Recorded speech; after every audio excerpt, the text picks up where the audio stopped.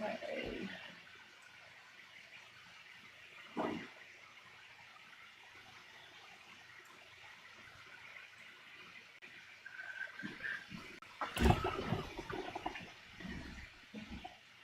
Hello, welcome to Fab Fit Friday. Oh my goodness, I feel a little out of sorts today because I haven't done a live in a while and I had to reset everything up from something else I was doing. Welcome. Today's going to be a little bit of a different Fab Fit Friday. I just want to say hi from say hi to Kay and Amber and Kelly. Kelly from rainy Norwich, England. Well, guess what, Kelly? It's a rainy Manchester, Connecticut, USA day today as well. Oh, and you can't hear me. Wait, can you? My audio is on.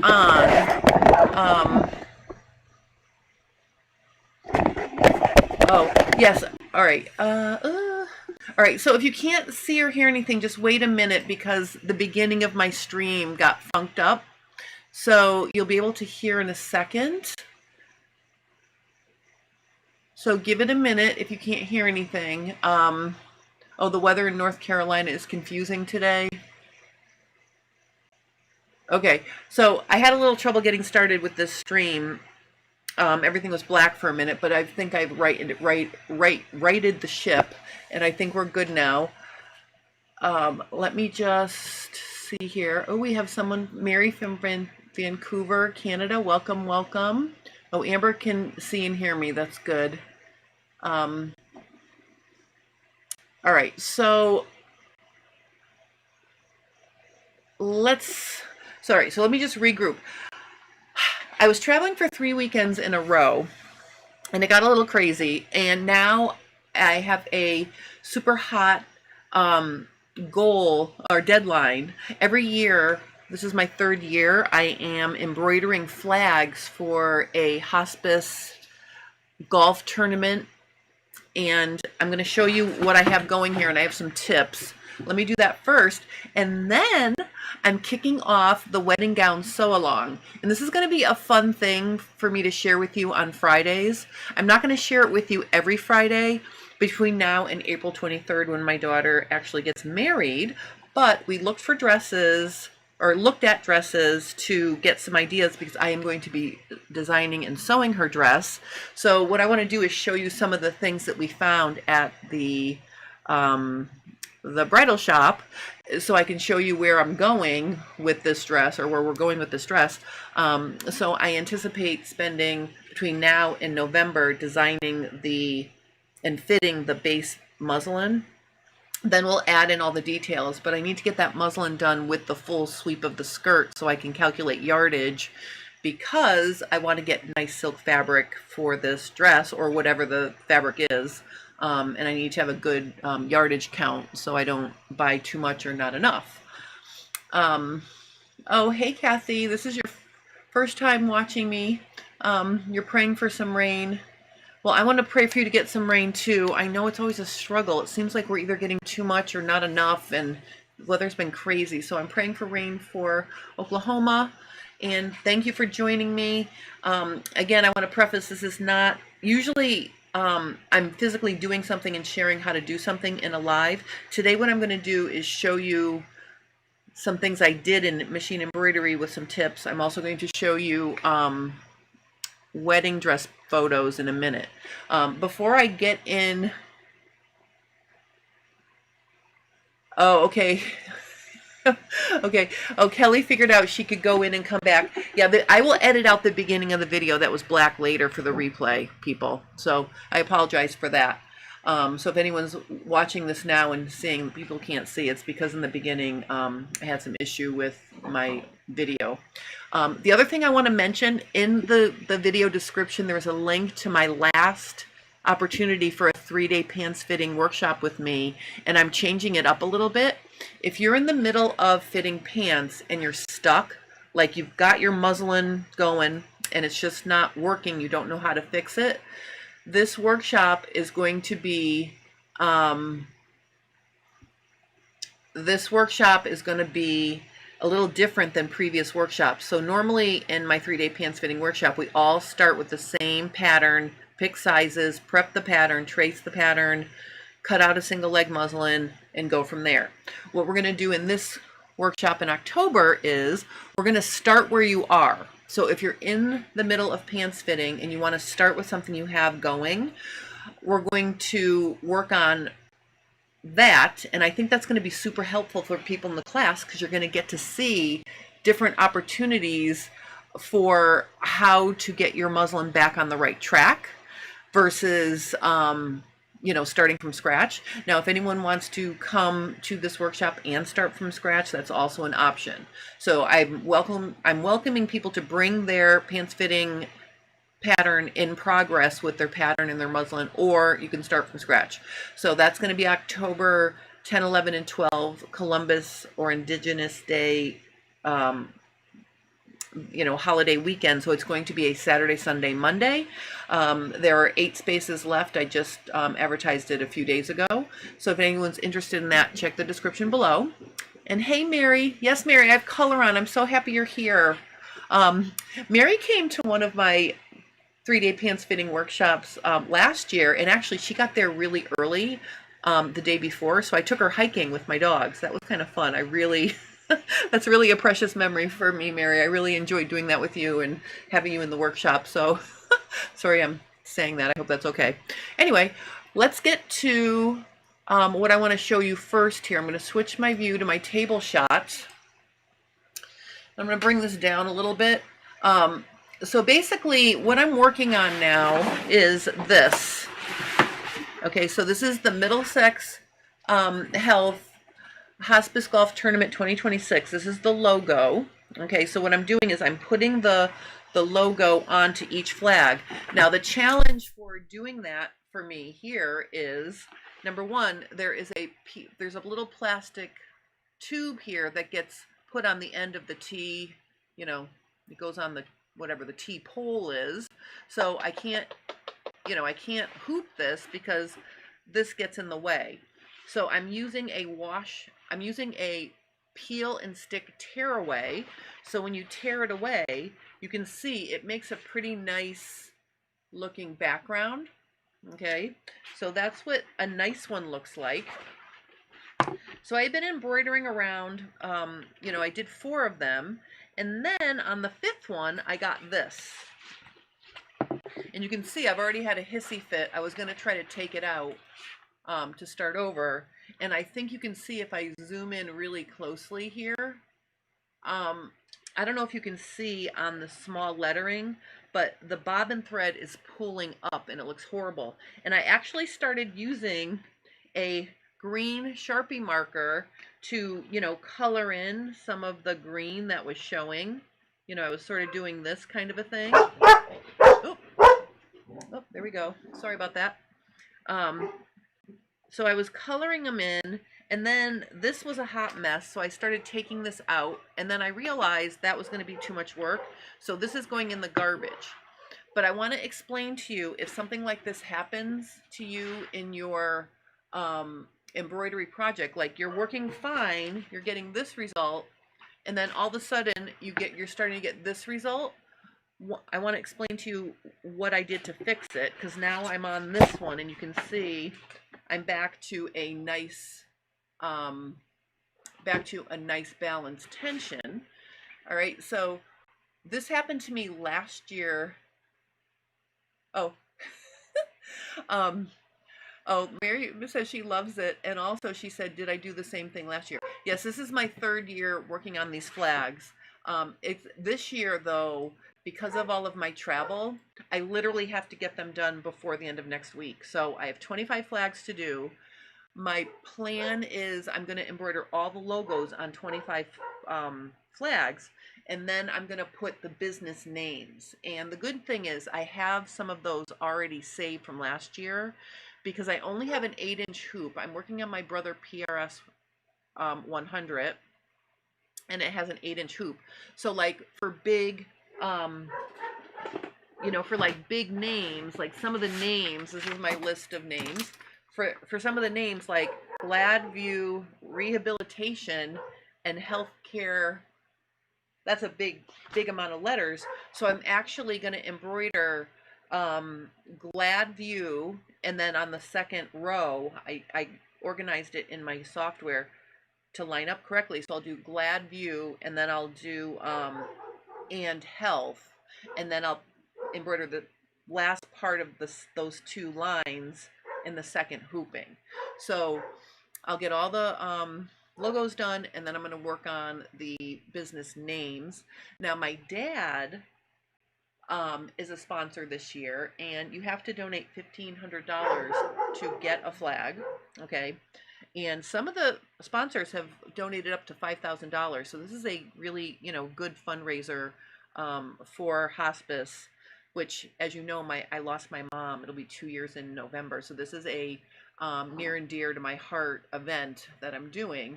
But my dad wants me to add an additional thing at the bottom of the flag under her name that says, Alzheimer's can take your body, but it cannot take your soul.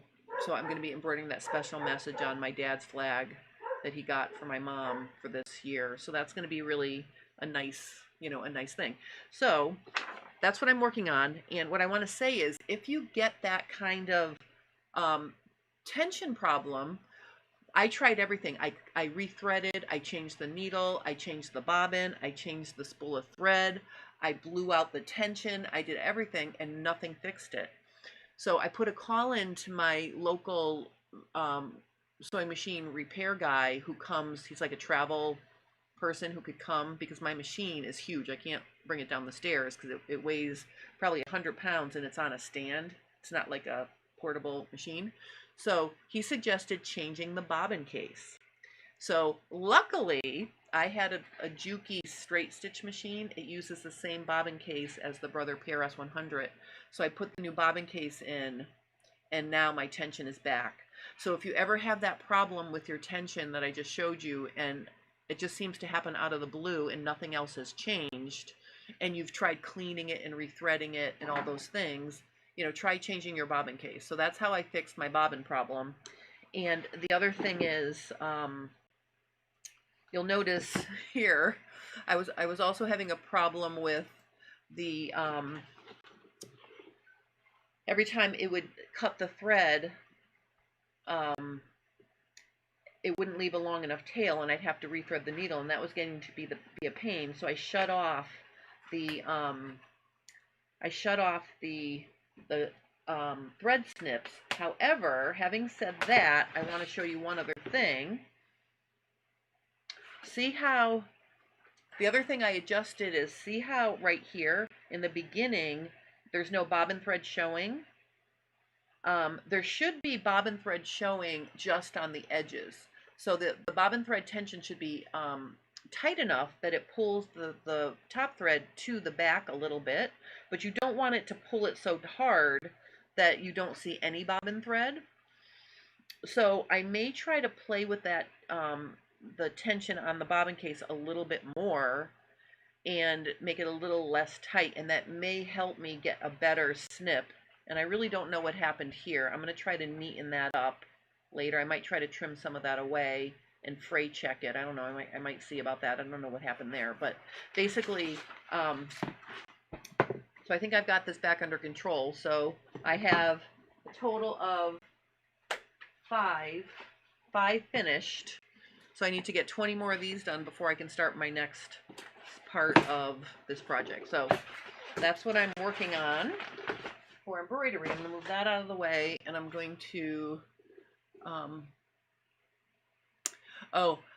Mary is saying that she uses the same color in the bobbin, and I would do that if it wasn't this kind of project that I had to get done really fast. And also, my Brother PRS 100 is weird about bobbin thread, so I'm using the Magna Glide pre-wound bobbins with the with the little magnet in them to hold them into the thing. That gives me better tension. When I tried to wind my own bobbin with that machine, it did not like it. So I have some bugs to work out with my brother. We have a few disagreements, but I'm gonna, I will prevail. Um, but I do like to have the same color in the back as in the front.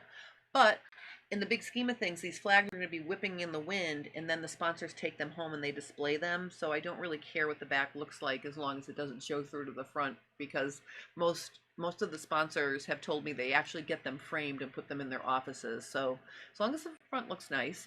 The other thing I want to say, um, about doing something like the flag on this kind of mesh fabric, it's like a nylon fabric. You have to use a stabilizer that stays under the stitching with the big lettering, because if you use a complete wash away, what happens is after you wash away the stabilizer, it all crinkles back up, and then you can't iron it flat because it's basically plasticky nylon. So I'm using a tearaway that stays under the letters to support that part of the embroidery, and it doesn't wrinkle up or, grab in as much. So that's what I'm doing with that. Um, oh, oh, Kay says that's a lot. You are so productive. Have you always been so motivated, busy, productive? I would say yes. I like to be busy. And here's the thing. Doing J Stern Designs and having this little business has been quite an adventure for me. And I don't mind admitting to people that it's taken me a long time to get to where I am now. It's been a struggle. Like financially, it's been a struggle. It's taken me a long time to get to the point where I feel like I'm making it now, like being able to support my life and pay for, things like, pay for things like, my mortgage and different things like that. So it has been a journey, and I'm finally see the light at the end of the tunnel, but I've always been very motivated, because I don't have to do the same thing all the time. Like, oh, good, I get to do machine embroidery this week. Next week I'll be working on something else. It's always something different. So that brings me to my other exciting thing. I made both of my daughter Abby's getting married. I made both of her prom gowns, and if you're interested in seeing that, I'll put links to them in the description below when I get done. I didn't think of that before I came on, but I have prom gown sew along for her junior and senior prom. So if you want to check out that, there's a lot of good information in there if you're making a prom gown. And now I'm going to be doing a wedding gown sew along, because I'm going to be sewing her wedding gown, her wedding dress. I'm so excited. So what I want to do here is I want to show you. Well, first let me explain to you the process. So what we did was we went to 2 different bridal stores to try dresses on to get the style, or the kind of dress she wants, and she also wanted to look at different fabrics and other things. Now, the dresses we looked at ranged from, $2,500, or let's say $2,000 to $5,000. All right. All of the dresses in that price range were very pretty, but the fabric was very polyester. Okay. And I have a thing about that. Like, if I'm going to spend my time sewing something, I'm going to buy a quality silk or whatever the fabric needs to be a more quality fabric. And if I were buying a dress made of those kinds of fabrics, we'd be talking over $10,000 or more. So the only way I can get my daughter into the kind of dress that I would like to see her in is if I make it myself. Plus, I love to do that. So we weren't looking for, we don't know what the exact dress is going to look like until we go shopping. We're going to go to the garment district in November, probably Thanksgiving weekend or Thanksgiving holiday from school, because she's a teacher. So the final look of the dress is unknown at this point until we see what we can find. So my plan is, because some of the fabrics I like to work with could cost $100+ a yard, I want to make sure I have the exact yardage I need, plus some spare in case I make a mistake. But I want to have enough, but I don't want to buy too much, right? So I'm going to make a full mock-up of her dress without some of the details that we might add after we find the fabric. And I'm going to show you what I mean when I show you some of these photos. And as luck would have it, she is very much shaped like me. She has a triple D bust, and she's got very similar measurements. I think I might be a little we're a little different. I might be a little bigger than her through here, but I think what I'm going to do is I'm going to start using my ditto form, okay, to drape a strapless muslin, because she wants strapless. You'll see that in a minute. And then I'll make the entire dress. And then my friend Eric's going to help me finalize the pattern and make it perfect. And then I can go from there to actually find fabric and start sewing it. So this is going to be an intermittent project that you'll see here during Fab Fit Friday when I have things that I want to share with you, you know, different tips and tricks and how it's going and design details and all this other stuff. So I'm kind of excited to share this with you guys. So I'm going to start with the first picture here. Oh, I think I have to make this smaller. Ooh, let's make this smaller. This is the first dress she tried on. Okay, and I'm just showing you right here. This is the bodice for it, and then I'm going to show you a full length version. All the dresses she tried on. Hey Barbara, welcome. We're looking at wedding dress ideas. Okay, so see how this strapless bodice kind of scoops a little bit? I feel like we're going to be going more straight across because we want more coverage, but this dress had some really interesting details, and the skirt of this dress is, I'm gonna delete pictures as I go because I have a lot of pictures here and it's hard for me to keep track. So this is the bodice. I'm going to delete this picture, and then I'm going to go with this picture. Okay, and again, I'm going to have to make it really, I have to small it down here. Hold on. I should have sized them. Okay, so you can see that in this, whoops, hold on. This picture, let me just make it a little bit smaller so you can see farther down. I think you can see what I want to show you here. The fabric is a soft, like, the lady in the shop was saying Georgette, chiffon, but it's really a Georgette, and it fits closer to the body because it's not as, it's not as, it doesn't have as much body as some of the satin fabrics or the embroidered lace fabrics that we looked at. So I was surprised she liked this sort of soft drapey fabric. Kelly is saying she loves the embroidered bullets right on the edge. I know that is pretty, and it has a row of that going down the side seam. Okay, so this dress has lace on the top, and then there is a strip of it going down the side seam, which I thought was very pretty. Okay, so that's one of the ideas.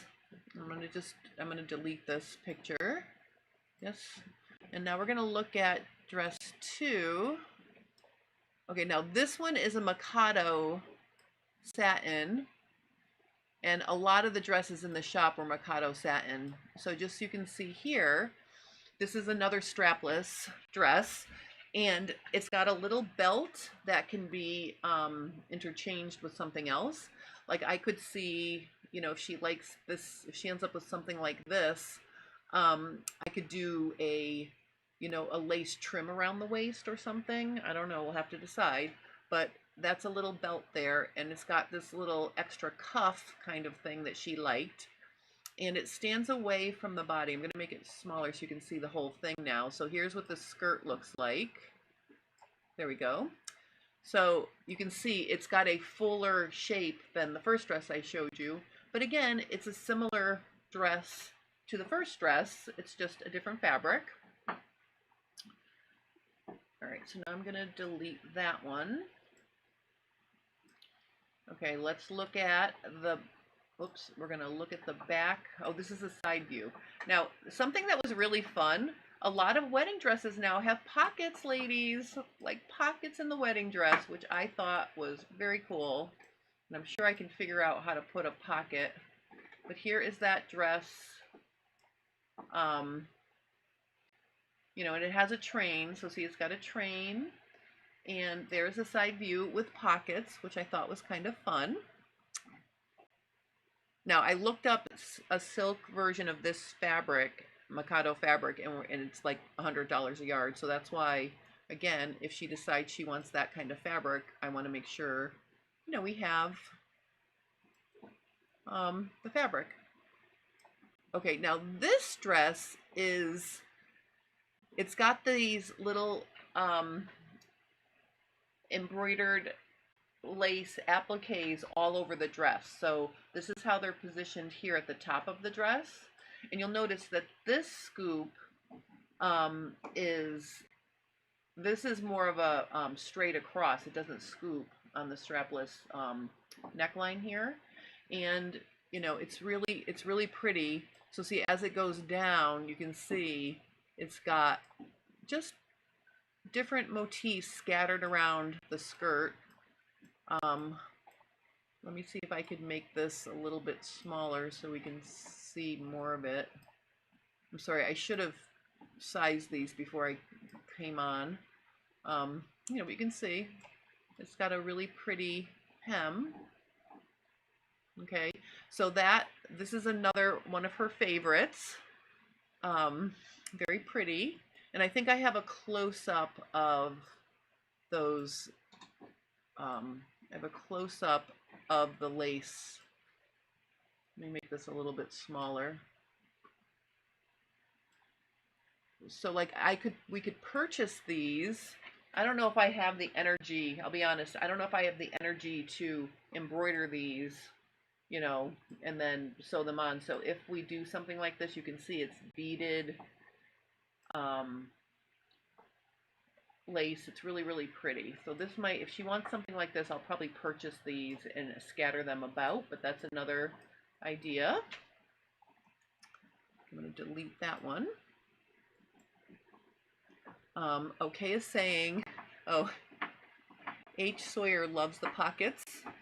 Mary loves the embroidered on the lower section, and Kay says it would be interesting to see how embroidered sections were attached. Yes, I'm anticipating, or I assume on the dress that I'm showing you here, they were probably fused on, but you know, I would have to figure that out, and then I would share with you how I would attach them if we're going to do that. All right, now this is another lace dress. So it's all over lace. Oh, I guess I can make it a little bit bigger. All over lace.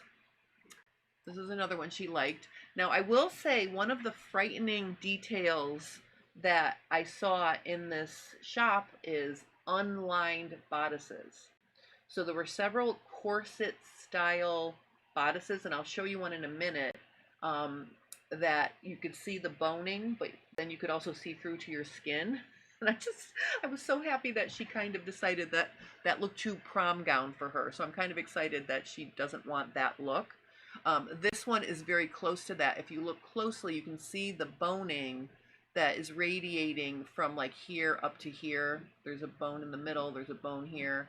So this has boning that you can see, and it's not really lined either, but it's a thicker lace.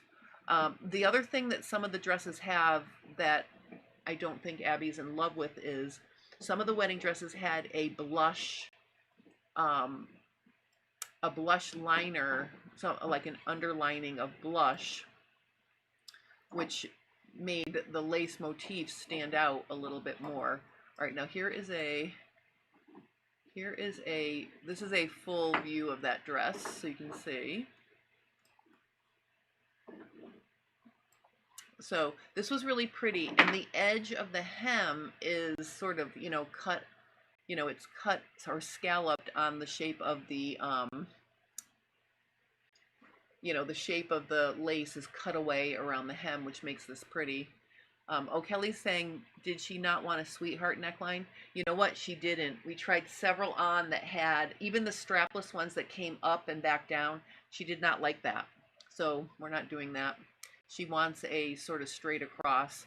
Now there was one with straps we will get to. It has a little strap. I'll show you. You know, and the other thing is we could decide to add straps to any of these things. All right, this dress, this was one of her favorites, and I think you can see, I'm just going to leave it up like this for a second. this is called laser cut lace. So the whole design is laser cut. Now the nice thing about this dress is, and I don't think you can see it in this picture. Let me see if this is a full length. Oh, it is. Okay, hold on. All right, so the thing that's nice about, a nice detail about this dress is that the underlay was sparkly. So you could see the sparkles. You really can't see them on camera, but in person you can see little sparkles peeking through from the layer underneath the lace, which was kind of nice. But again, it's a strapless design. And I think I have another, let me get rid of this one. Let me see. So now this, what is this picture? Oop, hold on. This is, okay, this is a picture of the back of this dress. Hold on. That barking is actually my daughter's puppy that I am babysitting while she's in Maine on a little vacation. All right, so here's the back of this dress. I guess I can make it a little bigger. The other thing she liked on some of these dresses, and I think this has it, oh yeah, see right here, the row of buttons goes all the way down the back. So that's another feature that she liked. And I really thought it was kind of cool. They put these big clips to clip the dress closed in the back. I thought that was kind of cool. You know, so you could try the dress on, and if it wasn't exactly perfect, you clipped it shut like that, which I thought was kind of neat. But you see, this has a nice train. But it's very pretty, so that's another style that she likes.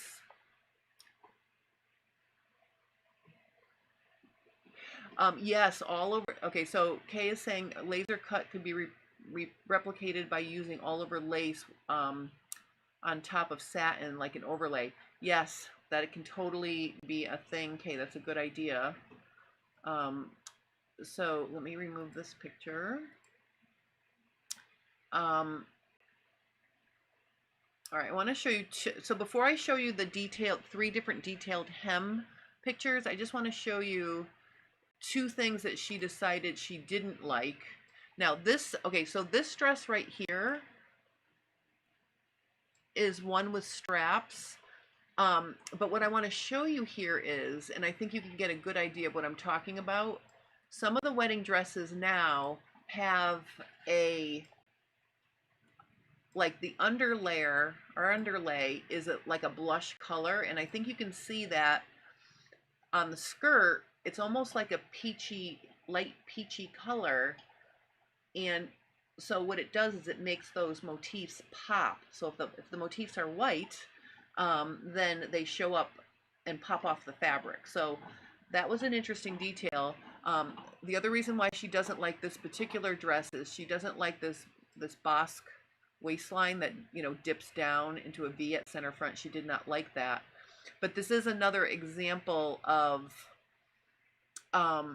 you know, the corset kind of look, and you can see it is not lined with anything that will, you know, it's sheer. Yes, Kelly, it's sheer. And that was making my hair curl a little bit, I'll be honest. But happily, she's not, she doesn't want that in her dress, which I'm kind of glad about. But she does like the exposed boning. So her final dress may have the stitching on either side of the boning showing through the front, depending on what the fabric is. So that is one thing that she did like. In this dress, the cups are sewn into the dress, and actually the whole bra is built into these dresses. So, you know, it would be modest in that the whole bust would be covered. This dress is too small for her, so it's not as decent or as full coverage as it would be in her size. But still, again, I'm kind of happy that she wants to stay away from that sheer look on the bodice. But these straps are something that she may entertain. So when I make the muslin, I'm going to make straps like this, and then of course I can cut those off if she decides she doesn't want them. But there are a lot of very sheer wedding dresses, ladies. So that's one thing that she removed off her list, and I'm going to remove it off the screen. And this is the other one. Okay, so this one here was very interesting because it was very, very flattering on her. And it doesn't have I mean, it has sort of a modified boss waist, so but you can see it comes down, it goes straight across here, and then it goes back up. She did not like that either. But she did like the overall lace. So see this lace? It's very pretty. So like, so Kay said that you could replicate the laser cut lace with satin underneath, lace like this, or maybe something that's not as small. But I was surprised that she did like this lace, because to me this looked old-fashioned, like something my grandmother would wear in terms of, you know, that kind of lace. But I think it's made a comeback. There was a lot of lace dresses. Oh, 8 Sawyer's a fan of straps. And yes, the corset is very sheer. Kelly does too. I do like the sparkle idea underneath though, so we'll see about that. But the other thing I like about this dress, and Abby liked it too, is see how the little edge of the lace is sticking up on above the finished edge of the strapless, you know, neckline here. I think that is very pretty. So depending on the kind of lace we get, if we get lace, we might do that. All right, so those are two that are really not on her list anymore. Now I just want to show you a couple of the hems up close because they're really pretty. So this was that all over lace dress that I showed you before, and you can see that the hem is just really, really pretty. So it's cut along the motifs. So that was one hem she liked. Let me get rid of that. And then we have this one. Now this I thought was really pretty. The skirt of this dress, let me see if there's enough of the skirt on so I can remember which dress this was.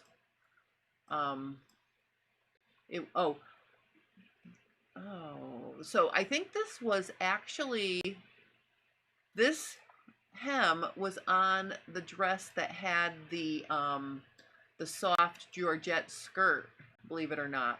So look at how deeply they cut away the fabric to put this 3D lace. I thought this was pretty incredible.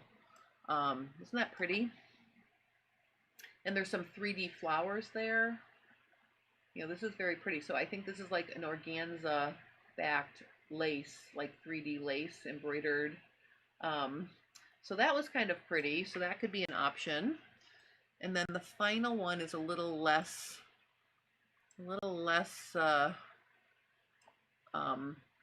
know, it's got an actual hem, but then it's, oops, sorry, it's got an actual hem, but then the lace is all around, and this lace mirrors what's on the dress. So I thought this was kind of pretty too. I wonder if I can there we go. So that's another idea of just, you know, positioning lace along the hem, but keeping the hem finished. So it'll either be, you know, a cut edge following the lace motifs, or it could be a hem with the lace along the hem. So these are all the things that we're thinking about. So it's just going to be very exciting. You know, I'm very excited about this project, and, you know, it's going to be a lot of fun. So anyway, so that's where my head's going to be at. So for the next week, I'm going to be making flags, and then I'm going to be, you know, I've had a lot of J Stern Designs things to do in amongst all the things, but also I'm going to be working on this dress in the background. And as I come to steps, you know, I will definitely be filming different parts of this process and sharing them with you. Some of them might end up as a fit tip, because if I'm doing fitting with boning, that might end up as a fit tip. But then I might be doing some things here during Fab Fit Friday to share with you. But I will create a playlist so they're all on the same thing for you to find. But I think this is going to be lots of fun. So I'm happy that you're here to come along this journey with me, because yeah, she asked me, are you going to make your own dress too? And I'm like, oh, let's get yours done first and we'll see. I mean, I'd like to make my own dress, but obviously I'd like to make sure Abby's got her wedding gown all set. So I'm super excited, and I'm actually surprised at how happy I am for me. You know, like I'm happy for her, but I'm happy for me for some reason. Like being mother of the bride just for some real reason feels more special than I thought it would. So this is going to be a happy few months for us, and you know, I'm looking forward to it already. And as we all know, April's going to be around the corner before we know it, because that's what always happens. So I'm hoping to spend a few more afternoons floating in my pool before it gets too cold, and then I will be, you know, full on fall, and then it'll be the holidays, and then the wedding will be here. So I'm going to try to slow it down and keep it all, you know, very cool. But in any case, so that's what I'm doing. And I thought, because I really didn't have time to come up with something else to share with you today, I thought I would share this. So this is what I'm doing, and I'll be sharing it with you. Now, like I said, that doesn't mean every Friday is going to be a wedding dress sew-along. I will be working on other things, obviously, between now and April, and I will be sharing those things with you during Fab Fit Friday like normal. But every now and then I will pop in with a special episode to show you progress on the dress. Super excited. Oh, Susan Kalgi wrote a book called Bridal Couture. You might be interested in taking a look, Jen. Styles are dated, but the techniques are solid. Well, guess what, Kay? I have that in my bookshelf somewhere. I've had that book for a long time. I don't think I've ever cracked it open, but I may in fact do that. The other benefit that I have is my friend Eric will be helping me make this dress. So if there are things that I can't figure out quickly, or if there are things that I need his opinion on, he's going to be helping me make this dress. So I feel confident that it will come out perfect with him helping me, because he is a pro, and he's actually 100% better sewer than me, and he's just wonderful. So I do have a helper for this project, but I definitely will check out her book, because you are right, Susan Kalgi is amazing. And Barbara says, happy for both of you. Oh, H. Sawyer says, so special for both of you. Keith says, this is awesome. And Kathy says, very exciting, good memories. My mom made my wedding gown. Oh, that is special. That is special. I love that. I made my sister's wedding gown a long time ago. Maybe I'll show that to you, like on another Fab Fit Friday. I'll show you the dress that I made for my sister. It's actually sitting in my closet for some reason. I don't know why I have it, but it's old. So she's been married 20-something years now. I think it'll be 25 years this year. But I do have her wedding dress that I made for her. It's a very simple scoop neck, straps. It's a silk organza over silk satin, and it has lace around the waist. It's very pretty. So maybe I'll share that with you on another day. Hey Terry, welcome. You came just in time for me to wrap it up. So I just wanted to remind everybody that if anyone is interested in coming to my last 3-day pants fitting opportunity of 2026, it's October 10, 11, and 12. There's a link in the description below. Check that out. And I will also link the prom gown sew along playlists in the description below as soon as I get off. So if you want to check those out, there's a lot of really good information, especially in our junior prom 2016, I believe. Because she had a boneless, what am I saying, boneless, a strapless dress that had the spiral boning, and I did a lot of videos. I also showed how to, you know, cut gold beaded lace to create the bodice overall design. And I do want to say, I made one thing that I shouldn't have done on that dress. I had a center front seam in the satin, and someone pointed out to me, oh, there's a center front seam. Normally dresses don't have center front seams. And I know that, so I don't know why I left it there. I totally could have redid it on the fold, but I didn't. I thought the lace would hide it better because it had gold lace overlay. But don't worry, this dress will not have any center front seam down the front. It's 10 years later. I've gotten a lot better. So, oh, Mary said, I made my veil and both my mother's, I made my veil and both my mother's dresses. plus my mother's dresses for my son's weddings. Oh, that is so nice. That's so nice, Mary. I love that. And I think that just makes it more special. So to keep my stress ball down, though, I'm going to try to be ahead of the game. So I want to have this dress done sometime in March. Like I want it to be done in March. So by April 23rd, I'm not, worrying about finishing up this dress. So I'm going to really try to be ahead of schedule and get it done so it's done and it's ready to go and it's not a stress ball. So that's my plan. Oh, we did meet at PatternCon, Terry. I remember you. It was so much fun. Oh my God, PatternCon was amazing. And then I didn't do a video. Normally I'll do like a recap of PatternCon. I did not do that this year because I was traveling for the next 2 weekends. Like I did 3 weekends in a row. PatternCon was the first one. Then I was in Maine with my girls, and then I went to Iowa to teach this past weekend. So I didn't do a recap of PatternCon. But I will tell you, I had an amazing time. And I did not win Pattern Master competition this year, and I'm so happy for Brooks Camper. She won this year, and I'll tell you, the tools that they had, so there's 4 sections to this competition. All the teachers can be in Pattern Master competition, and the first one are true and false. I did fine there. Oh, actually, I almost got knocked out there, but then we played rock, paper, scissors. We played rock, paper, scissors to eliminate the other people, and I almost lost that because I forgot how to play rock, paper, scissors. Isn't that silly? But then the next section was, they put up a picture of a sewing tool, and I didn't get a single one right. They were all things I had never seen before, and I even guessed that one was a nose sucker, but it was a chalk puffer. But it was just so much fun to be there and to watch that, to hang out with all of my sewing friends, and I had about 10 people from my YouTube Insider Club come at the end to take a group picture, which was really exciting. I didn't realize I had so many members at PatternCon. That was a lot of fun.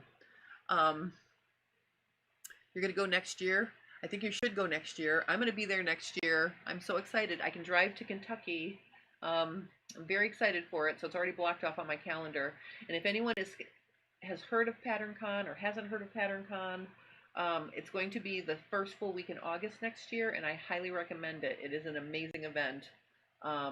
We had Kenneth King as a keynote speaker. Also, Cornelius was a speaker. I missed his because I was getting ready for my first class, but I got to listen to some of Kenneth King. He was amazing. And just the variety of teachers, the variety of classes, the amount of giveaways that you have a chance of winning. I mean, the amount of prizes were amazing. I gave away a $100 gift card to my online store, and actually, I think I have his business card right here. That's Belly. So the owner of Seams and Laser Beams won my gift card, and actually he does not sew women's patterns, so he gifted it to a woman who was celebrating her birthday, which I thought was very cool. And he has given me a couple cool tools that I'm going to be sharing in an upcoming cool tool episode, so be ready for that. It was just a lot of fun. Oh, your 17-year-old daughter came, Amber? That is so cool. And if you were there when they were talking about the, inclusiveness of this, there was a 13-year-old and an 84-year-old, and the 84-year-old was one of my very good sewing students and sewing friends, Helen. So I helped her on stage. It was so exciting. They do have something for everybody. That is the nice thing about PatternCon. There is something for everybody. And basically what I really enjoyed, I didn't get to enjoy it myself, but the fact that they put together all these little niches that normally do not have enough popularity for their own big event, like, you know, vintage sewing and corsets and projector sewing and, you know, all of these little niches are all brought together. They're all garment based, and it's very cool bringing all of that together. And some of the cosplay stuff, like, I don't do cosplay, but it's really cool to watch. It's really cool to hear about. You know, so just all of these things mixed together, I think, make PatternCon amazing. Oh, Amber's saying, oh,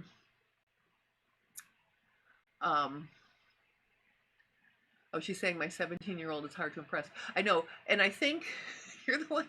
Okay, you emailed. Okay, so I haven't gotten back to you yet, Amber. I believe you are the one who is offering to help me with my social media. I believe that's you. I think it's you. I'm sorry if it's not you. Oh, Helen! Hey, Helen! Helen's here! Oh my God, I was thrilled when Helen was the oldest person there, and she's so amazing. And she just, you know, she came from Dallas to PatternCon, and she had an amazing time, and I was so happy I got to see her. And see, she had a good time. Oh yeah, and see, Amber and her daughter are offering to help me with my social media. They want me to have a TikTok. I don't even know anything about TikTok, so I'm going to be getting on that too. So I'm sorry I haven't gotten back to you yet because it's just been crazy. So I do remember you, and I know I have that to get back to you on. So and I will be. Maybe after I get the flags done, though. I literally have to get these flags done, or I'll start having nightmares. But in any case, yes, it was so much fun. I'm so glad you guys were here. And Helen, thanks for piping in, and Amber, and it's very impressive that Amber's daughter was impressed with it. It just really is a very cool event. So anyway, all right, now that I'm prattling on, I think I'm going to call it for today. I want to rev up my embroidery machine and get going. Thank you guys for joining me, and I hope you have a wonderful weekend. Suck in as much summer as you can, because it's going to be September before we know it. So I'm going to try to slow her down and enjoy the rest of my summer and, you know, just do all the things. So thank you guys so much. I will see you next week. I'm not traveling again till the second week in September. So no more canceled Fab Fit Fridays for a while. All right, I'll see you guys soon. Okay, bye.